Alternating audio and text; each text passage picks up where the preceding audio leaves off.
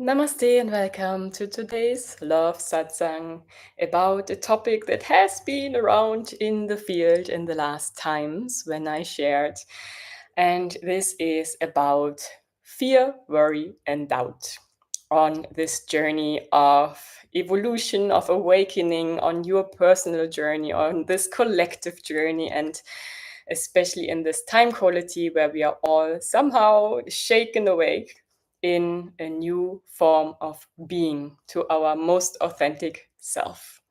So, we will discuss today this topic, and I have some tips that may help you wherever you are to see if that is something you want to put in practice. So, because I always I have a mix of, if you've joined me before, I have a mix of kind of concepts and then examples of applying it to have a balance of the logic and the heart. I mean, the mind and the heart, or the logic and the real life emotional involvement and putting it into action. And that's why I also always and again invite you to first, before you really join and dive with me into this topic, to always have in your mind what is it that you currently have that you bring here into this room, into the space. What brought you here into the space today, especially to learn more about worry, fear, doubt, and how to release that out of your system so that you can finally step into your greatness. As you may know, the saying that we fear more our greatness than what actually we are not. So, to start, as always, so we collect our scattered thoughts and scattered being and be present. I invite you, as always, to close your eyes, and if you can't, just to focus on your breathing and become still in your being, and imagining that all these little tiny thoughts that draw you to the future or to the past, to bring them into a center point of your brain or in your heart, maybe even to collect them like little sheep so that they are more in a very condensed form.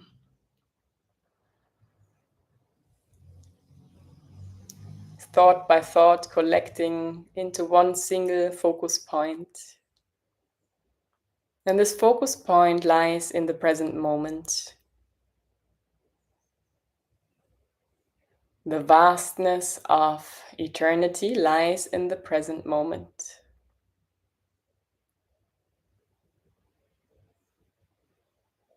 So whatever thoughts come, you don't need to necessarily let them go. Yeah, that's another technique, to just observe it. But rather today to really make the intention to collect them to one single focus point in the center without engaging in it.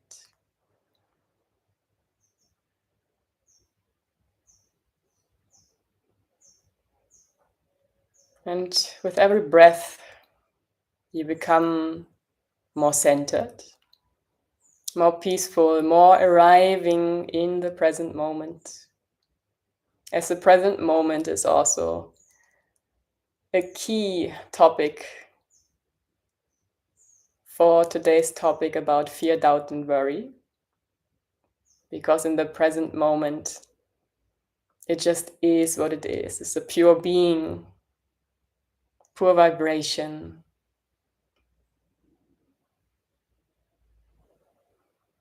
And when you have collected your thoughts in a focal point, like a little ball, just let it rest in your third eye.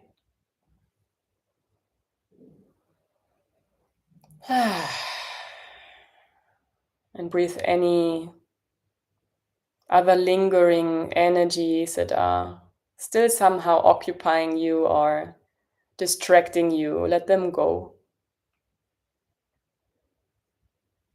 Train yourself to be present when you listen or watch something.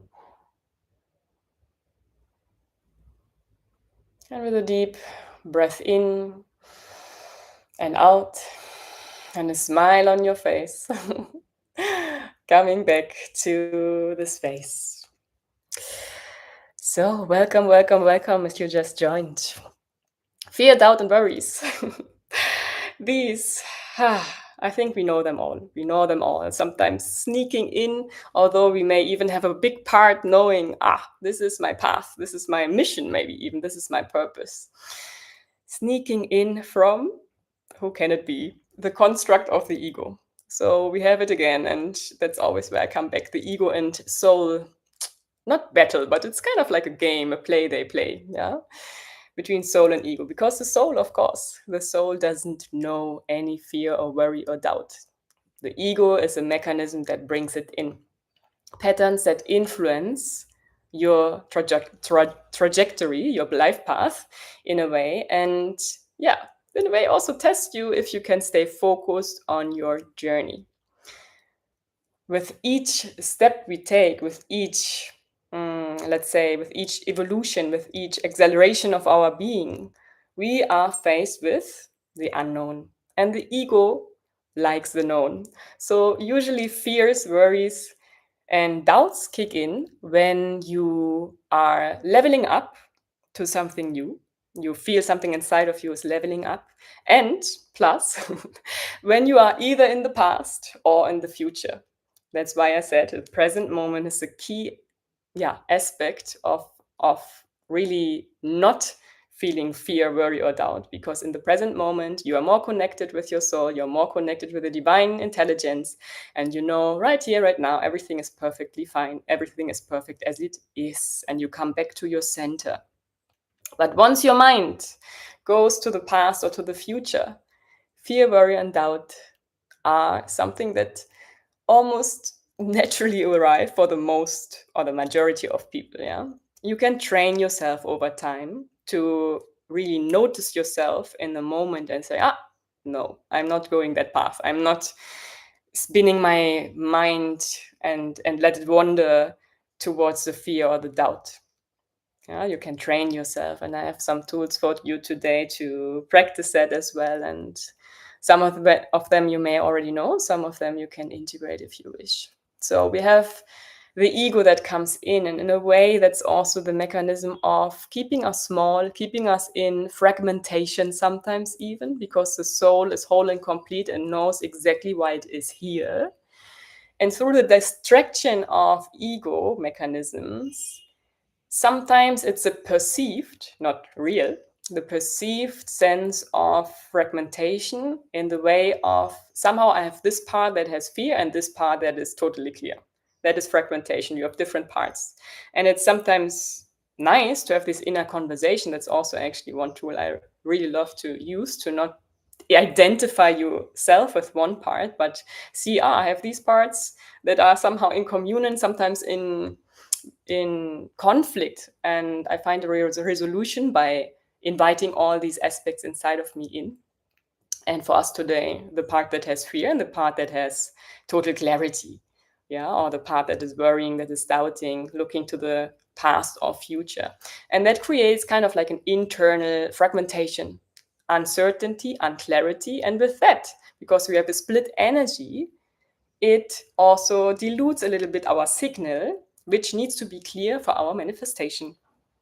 So manifestation needs clarity in your signal, in your soul aligned frequency, so to say. Now, why doubt, worry, and fear evolve is also not only the ego, the mechanism we have, but of course also we oftentimes come back to our childhood and to conditioning, to the collective societal evolution also in a way, or our situation, where when we look in our childhood, sometimes we have had experiences that primed us to be more in these states of worry, fear, or doubt. Yeah, if someone told you you were totally excited as a child and curious and open, it's like a blank slate sometimes even. And someone told you, you have to, or you had a parent that was overly worrisome or overly protective, overly looking, like making sure everything is kind of fine, and you didn't have the capacity maybe or the opportunity to discover yourself and make falls, so to say, like fall down and stand up again, you know. So there's a whole, I don't want to dive too much into it, but there's a whole history of you that influences your current state of being, obviously, and your current mindset, your current belief system. Because worry, doubt, and fear also arise when you thought of yourself, because of outer influences from the past, lower than you actually are. Yeah, you get what I mean? I mean, you are grandness in embodiment. You're the divine embodied that we had last time. Yeah, the divine embodied. It's limitless. You have a specific purpose, and sometimes if you tap into the soul frequency, it's really childlike. Actually, it's this child, the inner child again, that it can activate. Like, I'm here for this and that, and this part of you has no fear. It just has curiosity and excitement. But because of the past, when you had maybe experiences either with your parents or as a child where you kind of thought you failed, or yeah, you did a mistake in your opinions, which is never a mistake, obviously, but there were experiences, and maybe over and over again, because your mindset and your body system already was somehow occupied with that, not making that same mistake or that whatever it was again, your system kind of remembers that. Not only your mind, your belief system, but also your body. Yeah, the body as well. It stores energy, it stores memory in the cells. And so, in a way, also, it's a persona, or the identity you have established based on your past carries the frequency or vibration of this doubt, of worry, of fear. And then we again are in identity shifting, conscious identity shifting. Because oftentimes, when people really have a lot of fear, a lot of anxiety, worries, doubts, they have a ingrained belief that they are not worthy, that they are not good enough, that they need to do more, that they have to earn whatever. All these limiting beliefs create a mindset which forms your identity, which in turn creates your reality. Yeah? Your mindset is or your vibration, your energy is influenced by your mindset, which influences also the identity you play out at the moment, which in turn influences the reality that you create. That's a natural law. Identity creates reality. And if you want another reality, you have to look at your identity, you have to look at your belief system. And then we are again at, is that a belief system that supports me and my being and my full potential? Or is it a belief system that limits me? And obviously, fears, worry, doubt is limiting, because they kind of let your system operate on a lower frequency. Plus, they inhibit your mind to think out of the box, to think in the unknown. Because the unknown is already like, oh no, I won't go there. I just stay in my comfort zone. The unknown is already the trigger for these mechanisms to run autopilot, kind of. But to transcend that, obviously, there needs to be some form of, okay, I now take my courage to think beyond my fears into the unknown. And that is more the solution oriented approach of thinking what if, in the sense of not what could happen. That's a fear based approach. But the solution based approach is more what if, and then dot dot dot, your dreams come true. Yeah, whatever you dream of. What if that is possible for me? Think in terms of possibilities rather than what could happen. Because what is also what could happen, this is a mind game. Stories of your mind, based on your past experiences, based maybe of what you have seen or heard from outside or from someone close to you, or what people said to you. But it is not based on a fact that you have lived. Otherwise, you would already know now. It's a mind story. And when we live on the story of our mind, it can become a prison. because it makes so many stories and worst case scenarios. You cannot break out sometimes of it. And so there needs to be kind of like a stop mechanism inside of you, to take the courage to have a stop mechanism, at least to stop these running autopilot thoughts that have multiple tabs open, thinking, okay, this could happen, this could happen, this could happen, what if this could happen? And at some point you overanalyze a situation that may even not, or most probably will not exactly happen like you envision. That's a whole, if you see it like this, a whole energetic entity you create from your thoughts based on even limiting beliefs often,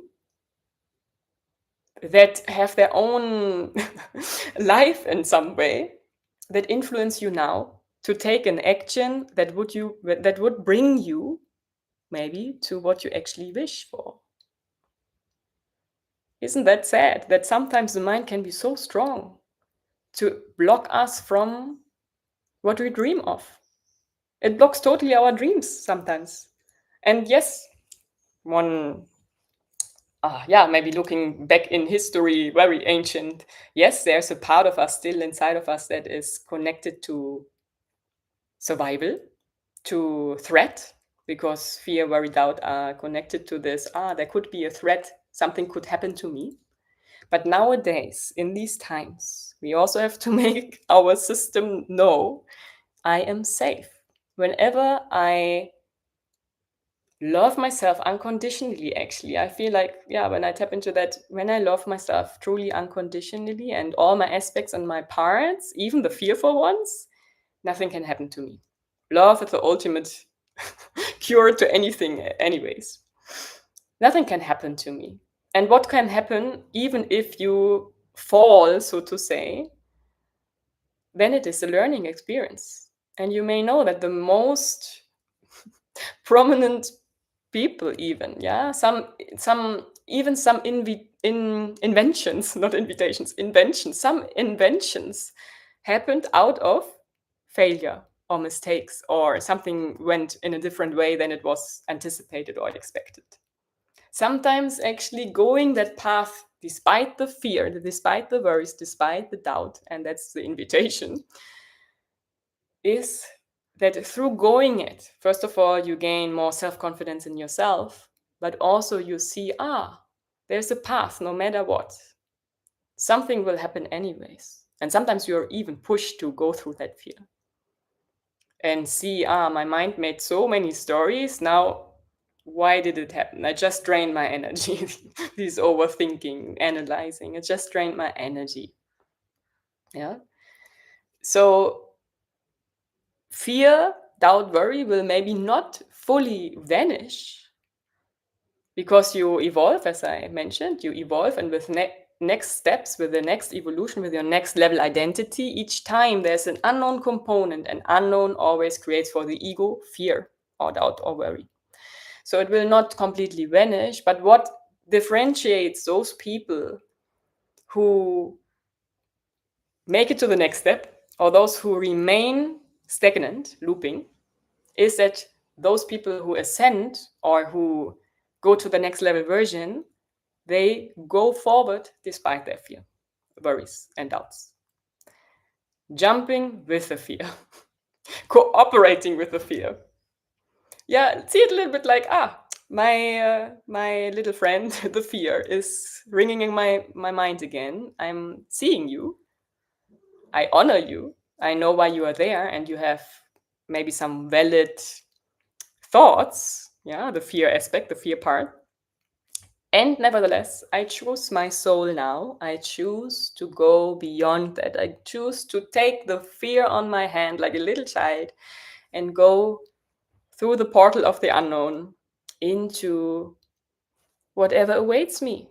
And whatever awaits you is always an expansion, because the unknown is not only something, what could happen? But if you tap into this curious childlike soul level, into the soul level, then it is more often, some surprise awaits me. Some surprise awaits me. What could happen?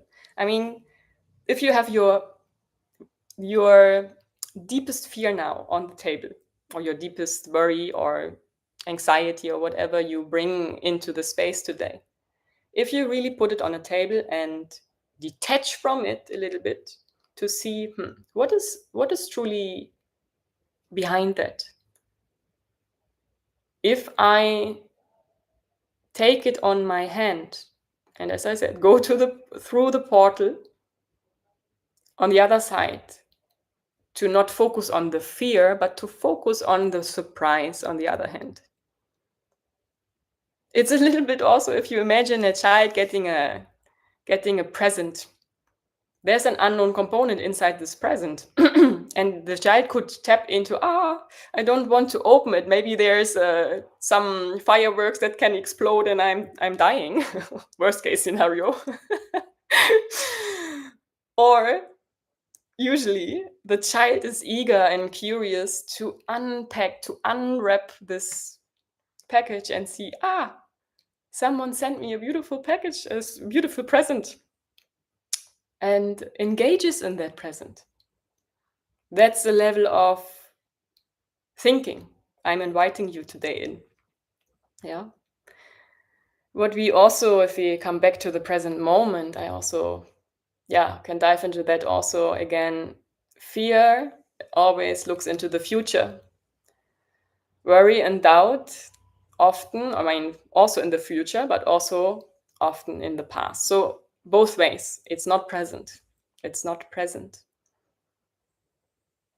So the more you anchor in the present moment, the more you can think clearly without fear, worry, and doubt. Yeah. And also fears and worry and doubt especially are connected with a lack of trust. A lack of trust in yourself and a lack of trust in that you are guided, that you are protected, and that the divine is with you, through you. Lack of trust, which is also the ego. Because the soul is always led. It is intrinsically connected to the divine spark, divine guidance. The ego is that what separates. So fear, worry, and doubt also separates you from your own self-trust and the trust in orchestration, perfection. Perfection is always given. Yeah. And because all are based in past or future, it's again this mind game of what could, what if this and that happens. It's an anticipation, and that's to some degree, I'm not negating it totally, to some degree it's healthy to anticipate something. This could happen and maybe I should navigate it this way, but in a healthy manner. Because if it's in an unhealthy manner, fear, worry, and doubt can freeze your system. Or fight, flight, freeze, those usual nervous system responses can happen if it's in an exaggerated form. So we can also neutralize a little bit more so it becomes softer, that it is of help instead of a hindrance. Yeah, a help instead of a hindrance. To see, there's a purpose, and yes, it's good to maybe think some things through. And it's also, I feel, very much based on the personality type you are, because some people are much more logic based, some people are more intuition based. So the intuition, usually, if you are very much connected with your intuition, it is a little bit easier, I would say, to go through and with your fear. If you're very, very logical, very mind-based, without real connection to your heart, where the intuition kind of like lies, and without your body feeling, also intuition is connected with heart and body. Yeah. When that is not connected, these centers, then only staying in logic will block you at some point. It has to be balanced.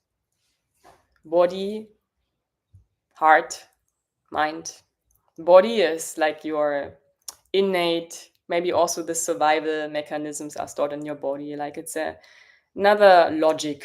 All centers have another logic. But if you stay only in your mind logic, it's overthinking of past beliefs and future anticipated beliefs. And belief system that usually is based on your old identity.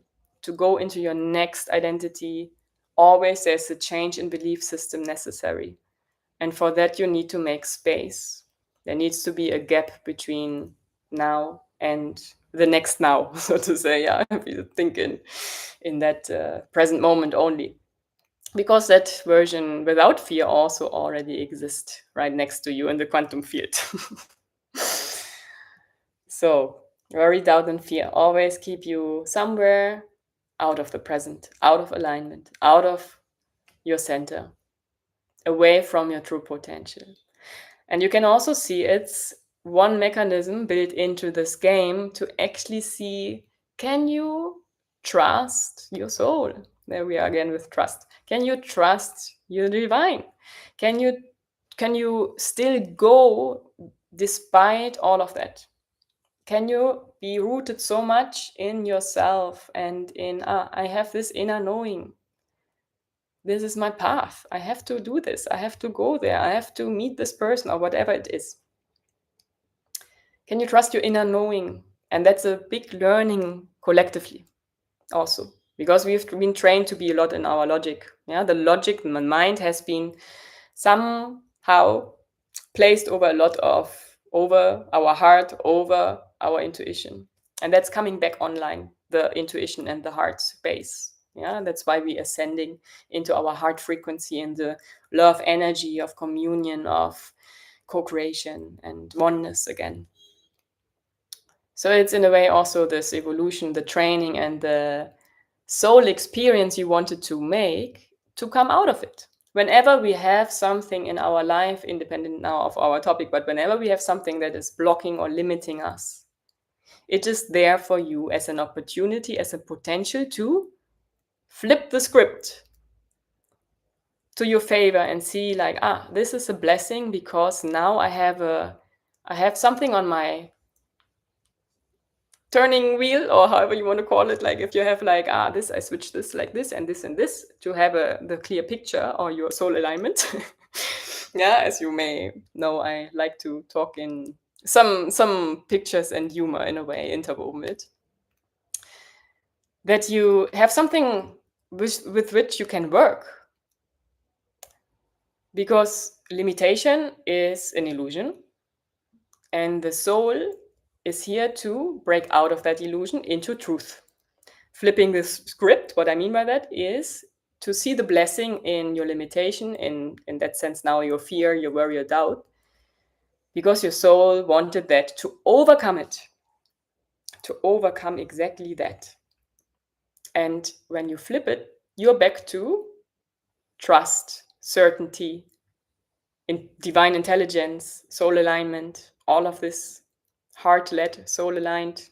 Your inner knowing will guide you instead of your mind. Your limiting beliefs will not imprison you, but will just guide you, and actually you will repattern yourself, you will reprogram yourself in some way.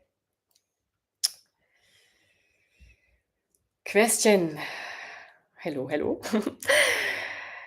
Always feel guilty or responsible or obliged to entertain past thoughts or plausibilities about those thought scenarios. I get caught in loops of recurring thoughts. Yes, thank you so much for pointing that out. That is also what I had on my back, in my back of my mind, still also to talk about. As you know, whatever we go, whatever we bring energy to, it grows. So where energy flows, where energy goes, or attention also, because attention is energy, it becomes bigger. Yeah.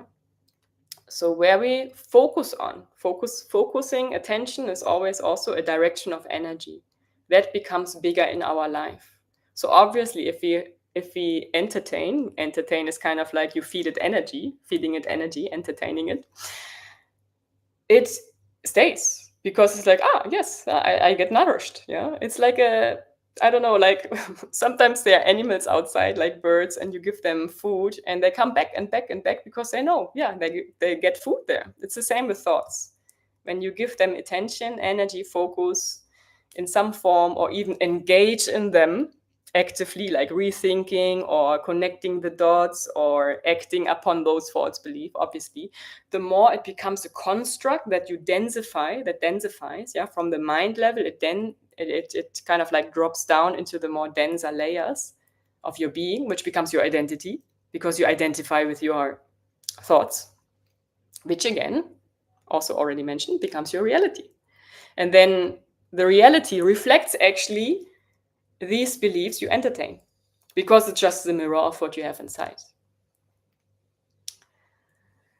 It's interesting how you say responsible or obliged to entertain past thoughts.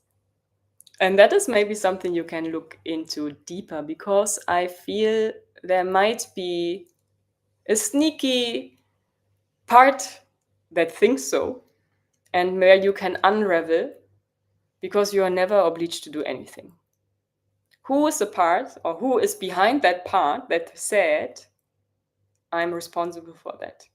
Responsibility comes in actually when you want something else and still entertain these thoughts. I mean, it's fine if you want to entertain them. But if you want a different reality and don't want this actually, then it is your responsibility to pause, observe your thoughts, become very honest with yourself, maybe even write it down, what you're thinking, and say like, I don't know, but these thoughts, it's not what I really wish. It's not what I really wish. Because like also, this is one of the tools I wanted to also give you. Breaking the pattern. Stop.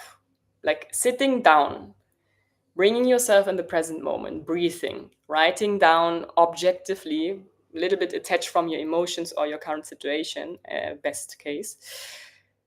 And see it black on white, so to say, what you think the whole day and what gives you fear, worry, anxiety, also forth, all these scenarios, yeah? Because then you actually have a distance. You become your own observer.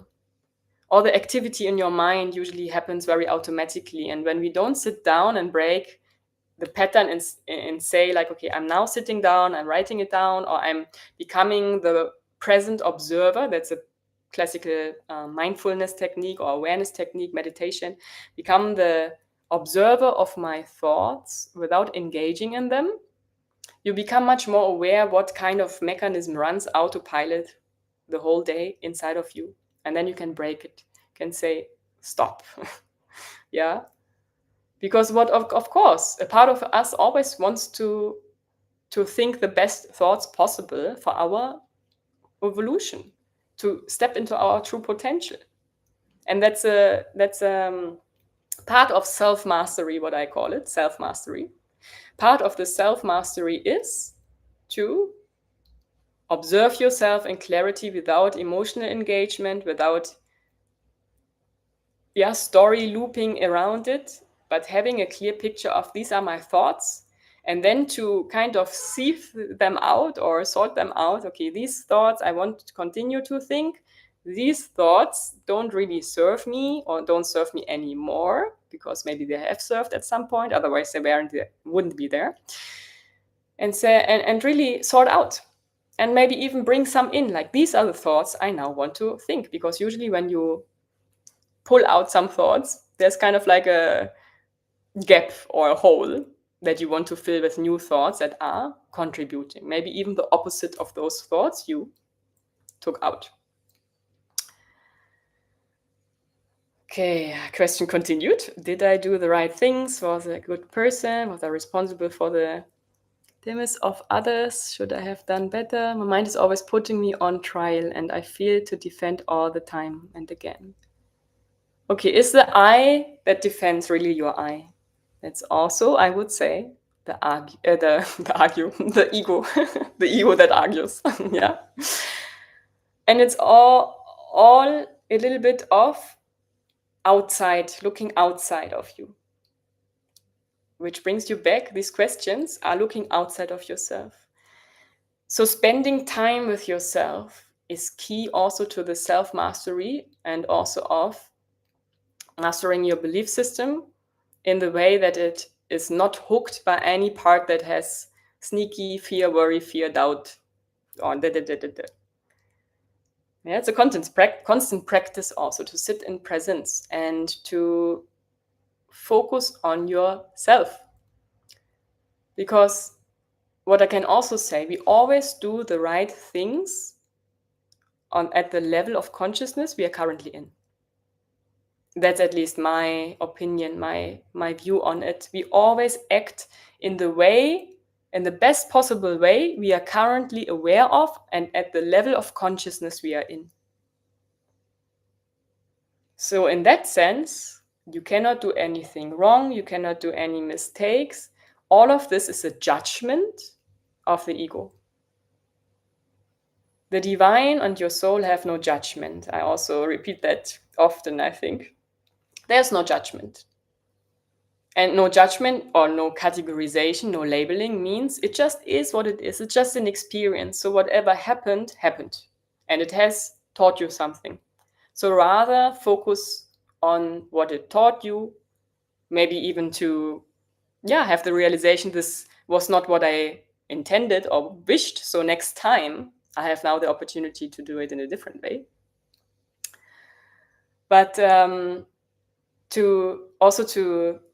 to see where you judge yourself. Judgment is neutralized by acceptance and by loving yourself. That's a very big overarching topic actually of life, to love yourself so much in all your parts, no matter what. Self-love. Because through all other people also, you're always pointed back to yourself to learn loving yourself, or to learn what is love in general, because it's much more, of course.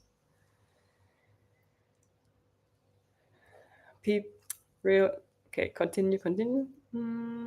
Feeling guilty.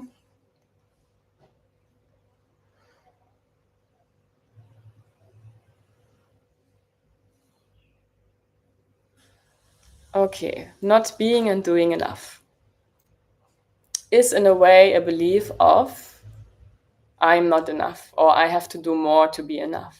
And that's a ingrained childhood belief. So what happens with all, as I mentioned in the beginning, and what I read from your sharing, is a lot of take the time to look at your childhood, where a lot of these beliefs come from, and the dynamics between you and your mother. And maybe things or events that occurred that made you believe so, that you're not doing enough, that you're not enough. Because washing the slate clean of beliefs, your soul is whole and complete, is divine, is love pure in frequency. All this are layers on top of you.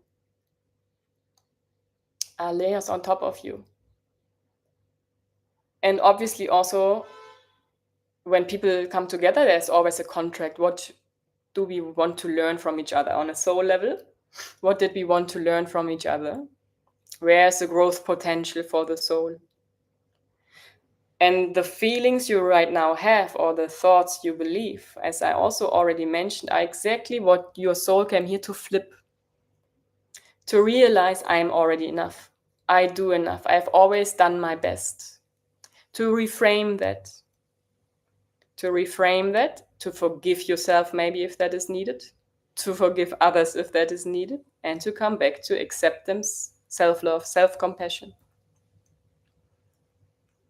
And if that person is not here anymore, maybe sometimes it can become a little bit more tricky, because the human system tries to have the human system in front of you. But the energy, the vibration, the soul is still there, with which you can go into communion. Breathing is, by the way, also always a good option to come back to the present moment. Because also guilt, shame, all these lower frequencies, I can say, are rooted in the past or future anticipation, not in the present moment. The present moment has the highest vibration, the highest frequency. So returning to the present is the first step, actually, to identify anything that's distracting you from your true potential, your true essence. And then it starts with this self-inquiry, as I already mentioned a little bit. To sitting down after you've become present in the present moment through breathing, through meditation, through whatever helps you to be more present, and to then come into self-inquiry in the sense of self-reflection, self-reflecting, observing your beliefs, detaching from these beliefs. Because when you also see soul and your human avatar, the soul is pure, but all these programs, these beliefs running on your system have just come in here when you are here on this earth plane. If you look higher, it's not there. It's the programs running on you. And we also had this one transmission about reprogramming yourself, and that comes in here. Yeah, so self-reflection, when you identify these are the beliefs that I repetitively think and that block me, that limit me, writing them down, really becoming very, very honest with yourself, what it is that keeps circulating and cycling. And also, which story do you tell yourself still? Life is a cascade of stories, and the human loves stories. So the beliefs are also entertaining a story you live. And when you are too much in fear, worry, doubt, you also entertain the story of being a victim. Being the victim, what could have happened, or what could happen, or like, yeah, it's kind of like edging the victim mentality. Also guilt and shame. Acknowledge what was, if that influences you still. But here and now, in this present moment, you always have another choice to choose something different. Another chance to choose something different.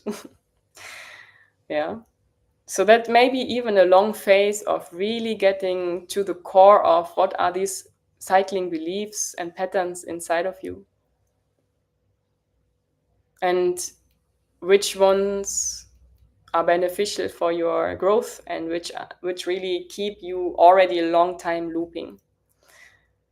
And after that, we have this reprogramming phase. Yeah, to see these are the beliefs I don't want to think anymore, and those I want to think instead. That's the reprogramming of your human avatar. We are back into our human brain system, acting like a computer where you install your programs in your operating system. Yeah, you upgrade, you update, and clear the bugs. That's the reprogramming that can be done through affirmations, but also what I invite you is to at the same time work with your physical body, because usually it's not only your mind but also your physical body that needs to feel safe. And there we are with a lot working also with the nervous system. The nervous system needs to feel safe again, to think different thoughts or to go through the fear, to work with the fear, to go forward, take action despite worries, doubts, and fears. That's the nervous system. Yeah, when the nervous system is stuck in some freeze or fight or flight, first we have to work with the nervous system, or simultaneously have to work with the nervous system to loosen again, simultaneously with the mindset, with the mind. And that's a continuous practice over and over again, because there will be times, even though you have worked a lot on yourself, there will be times this is sneaky, this is really tricky.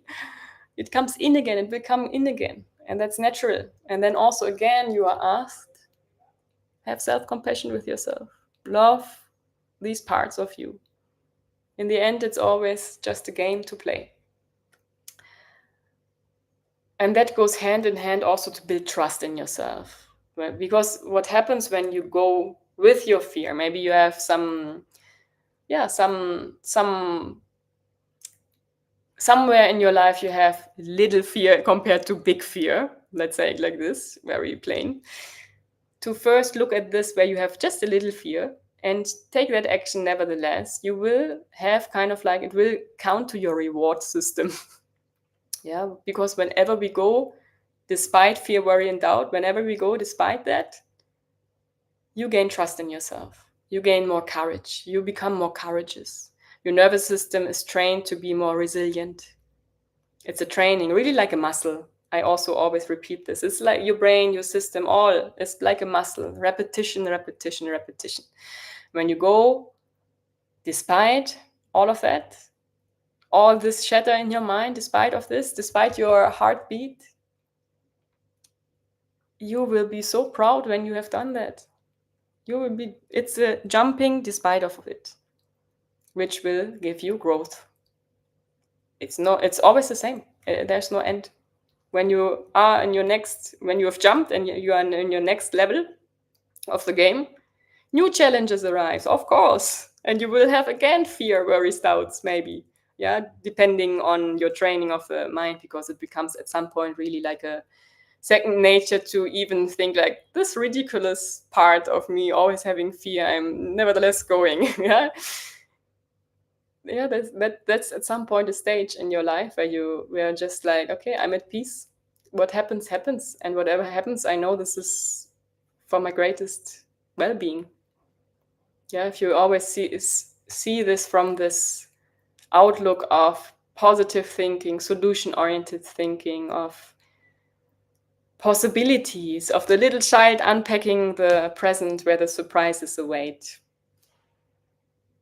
become more in tune, or come more in tune with this childlike curiosity.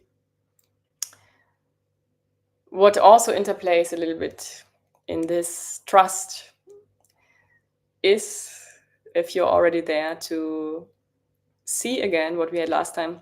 You are the divine. Everything that plays out in this human system is part of the divine game. So nothing can actually go wrong. Everything is just what it is. It's more so of, can your ego surrender and just let your soul play in this divine game? And yes, part of it is playing also in the ego mechanism. Game to play, a game to play, the divine that plays a game through you. Sometimes we can be very, very serious on what we think. Serious or about what we anticipate, or what we have somehow, I don't know, can I do this? Am I enough? Yeah, all these beliefs that come up that lead to worry, fear, doubt. Sometimes we can be very harsh on ourselves. And then there's kind of like this contraction. And then you are invited to breathe again and release that contraction, find safety in your nervous system, and really invite yourself to look at these parts, these beliefs from these parts. Safety in your body is important for it. And that's basically it. Sitting in presence, in the present moment, looking at your limiting beliefs, self-inquiry, self-reflection, maybe journaling, noting down what it is that's cycling in your mind, your beliefs that repetitively come up, especially those limiting beliefs in that sense, or naming what is actually the fear, and naming what is lying actually behind this fear. Yeah, maybe there are layers to it. Most of the time there are layers to it, and maybe you can even, if you want, and if this is beneficial for you, identify the root cause of this fear. Sometimes it helps to go back to the root cause of that fear, so you have an aha moment, and already with the aha moment, this is why it is like this now. Already something changes in the here and now, and something may shift in, okay, I don't need to have fear right now because it was something from the past in my childhood. Now I'm grown up and I know why it happened. Now is a different time. Now is a different me, and I can continue my path. Yeah, and then reprogramming into the mindset that actually supports your growth, that supports the version of you that you want to be. And rehearsing this version in your mind, but also in your body. And then to build trust in yourself and move through all these obstacles or perceived obstacles. Again, whenever you move through something you have fear of, or you worry would happen in some way, or you doubt that can be happening for you, whenever you move despite that, you will feel confident, more confident. You feel proud of yourself even, maybe. And each single time, that builds more strength, that builds this muscle of resiliency. And sometimes even if something, quote unquote, happens that you don't anticipate, or that is not what you expected, what you wished for, what you desired, sometimes it's even better. And sometimes you're invited to look at, okay, interesting. Interesting is always a good reframing of, this is shitty, or whatever. This is interesting. Let me see what it wants to teach me. Always a teaching, always a learning in something, no matter which way it goes. No matter which route it turns out, the first step is going through it, despite the fear, worry, doubt, and see what happens. Because otherwise you're in a mind story game, continuously just in a dream reality, in a way, in a dream reality. And that reality, the more you engage in that, the more obviously it becomes a self-fulfilling prophecy outside of your life. And if you want to change something, it starts with that mindset, mindset work, in a way.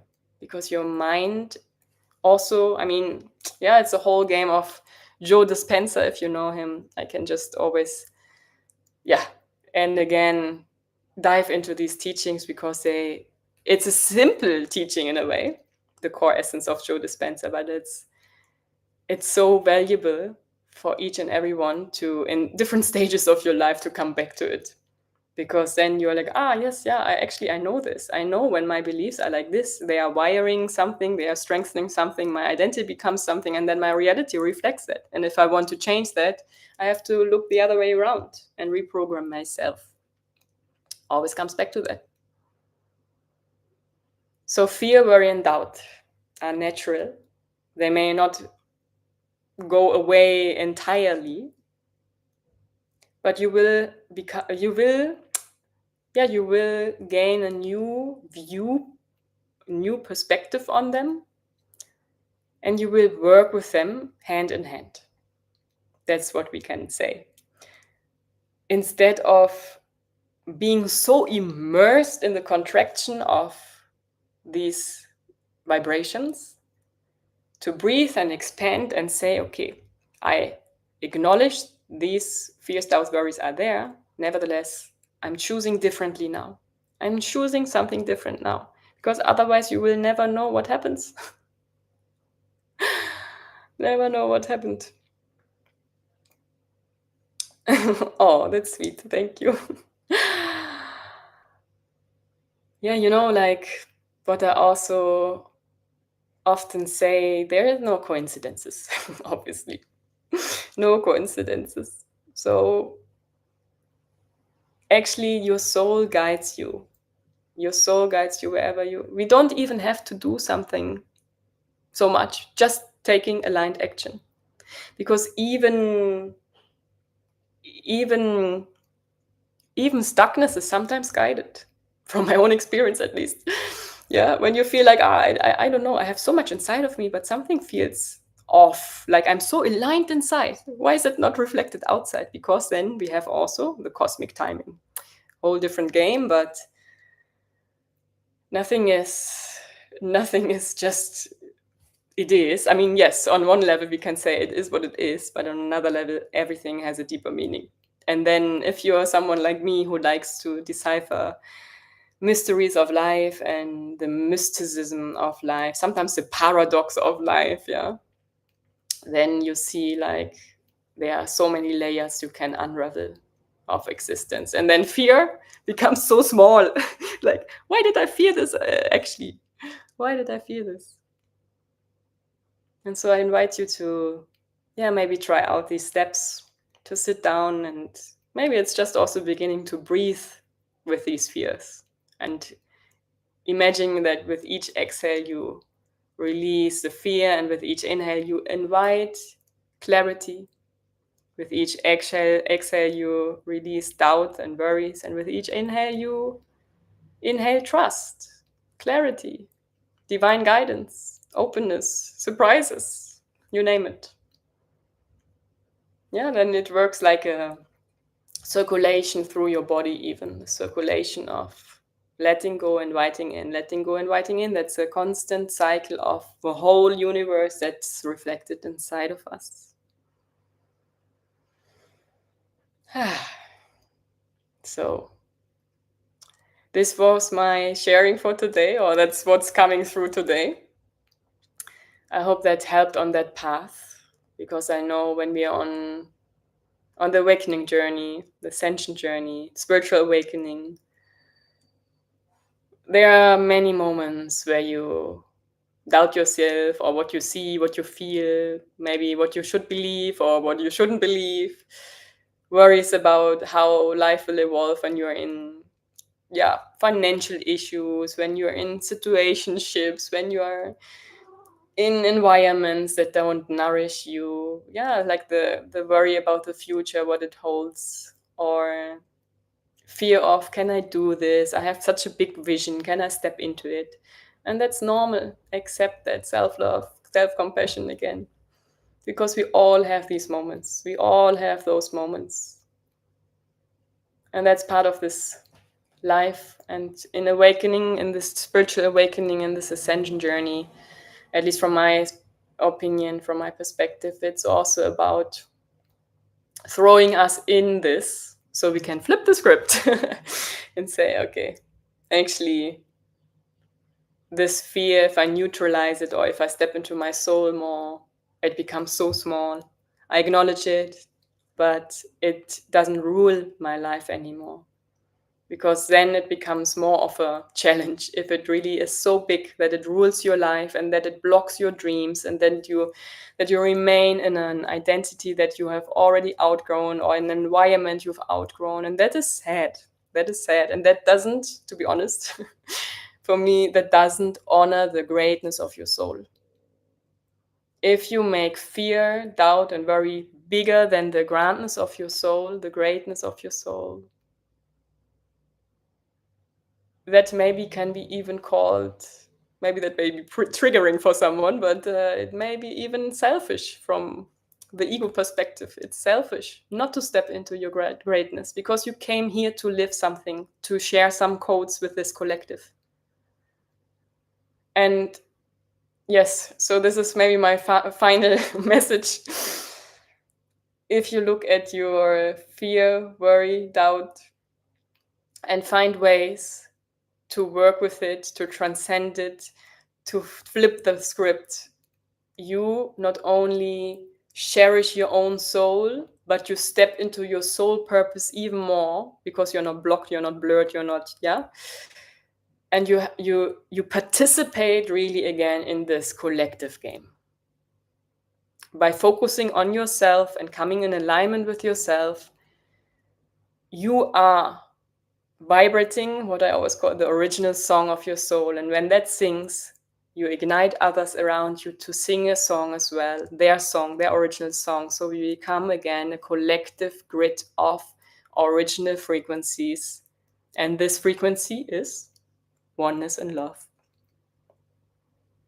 So think about, if you want to make your fears like this big and block your dreams, block your potential, block your impact on this world, or if you say like, I see my fears and I go nevertheless, because I know there's something waiting on the other side, and that's a surprise to be discovered. Thank you so much for your today's attendance and questions. I always appreciate your participation online, because it activates me as well, this interaction, and it gives me, somehow it ignites my being to give what is actually needed in the space. I have my insights, my tendency, okay, this is what I want to share, but when something comes up live, then I even more so can dive into this. Did you write books? Well, I have one book that I'm writing. to be honest. And many people have asked me this. I think it's still a future version of me that sits with my cats in a rocking chair and writes books when I'm older.